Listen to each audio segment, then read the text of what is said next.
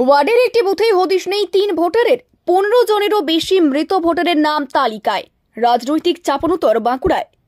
ভুয়ো ভোটার খুঁজতে বেরিয়ে একটি বুথে মুখ্যমন্ত্রীর দলের নেতাদের ভোটার তালিকা হাতে এলাকায় এলাকায় ঘুরে দলীয় সমীক্ষা চালিয়ে ভুয়ো ভোটারদের চিহ্নিত করার নির্দেশ দিয়েছেন।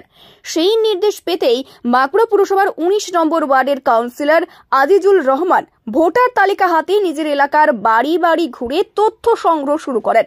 ওই ওয়ার্ডের গড়াইপাড়ার ১৭২ নম্বর বুথে সেই সমীক্ষা চালাতে গিয়ে কাউন্সিলর দেখেন তালিকায় এমন ৩ জন ভোটারের নাম রয়েছে যাদের বাস্তবে কোনো অস্তিত্বই নেই। এলাকার কোনো মানুষই তাদের কোনো খোঁজ দিতে পারেননি। তালিকায় এমন ১৫ জন ভোটারের নাম রয়ে গেছে যাদের কারো মৃত্যু হয়েছে ৩ বছর আগে, কারো আবার মৃত্যু হয়েছে ২ বছর আগে।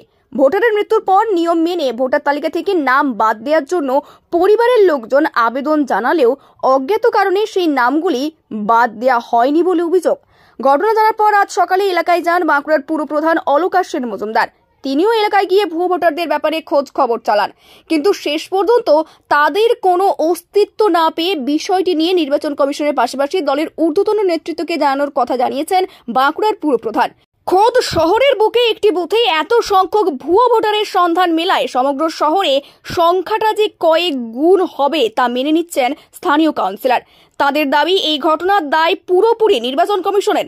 পাল্টা এই ঘটনায় রাজ্য সরকারকেই দোষেছে বিজেপির দাবি রাজ্য সরকারি কর্মচারীরাই ভোটার তালিকার সংশোধন, সংযোজন ও বিয়োজনের কাজ করেন। তাই এমন ভুয়ো ভোটার তালিকায় থেকে গেলে তার সম্পূর্ণ দায় রাজ্য সরকারেরই।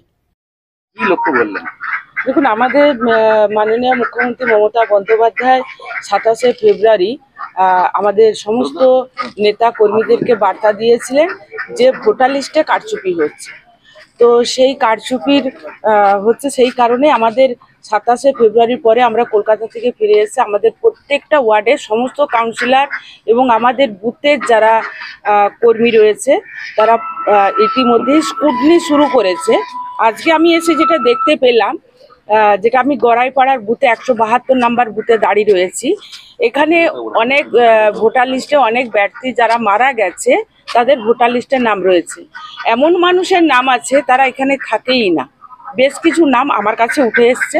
এটা আমরা আমাদের যে রিটার্নিং অফিসার আছে আমরা তার কাছে জানাবো যে যাদের নাম এখানে আমরা তাদেরকে খুঁজে পাচ্ছি না, এবং পাশাপাশি যারা থাকে গড়াইপাড়ে, তো যারা পাশাপাশি থাকে তাদের কাছেও জানতে পারলাম যে এই নামে কোনো মানুষ এখানে থাকে না।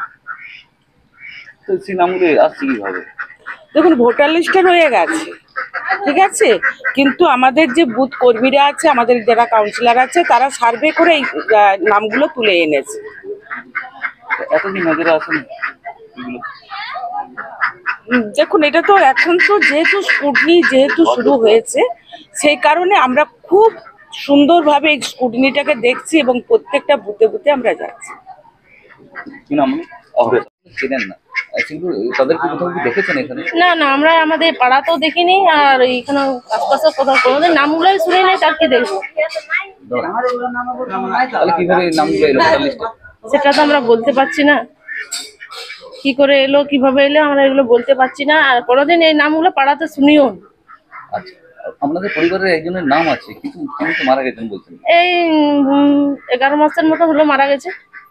তার নাম আছে ভোটার লিস্টে? হ্যাঁ আছে, ভোটও দিয়েছে, কিন্তু যখন থেকে মারা গেছে ডেথ সার্টিফিকেট দেওয়ার থেকে রেশনও বন্ধ হয়ে গেছে, কিন্তু ভোটার লিস্ট থেকে নাম বাদ হয়নি। না।